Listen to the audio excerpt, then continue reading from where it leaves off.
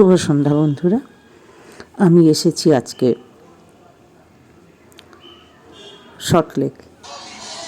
শর্টলেক এসেছি বন্ধুরা। আজকে বিশেষ এক অনুষ্ঠান ছিল, অন্নপ্রাশন। সেখানে এসেছিলাম।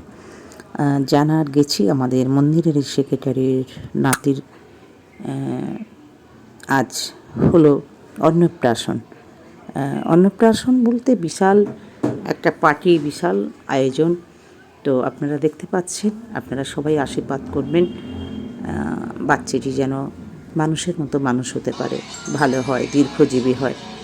তো আপনারা দেখছেন, এইটুকুনি বলে আমি বন্ধুরা শেষ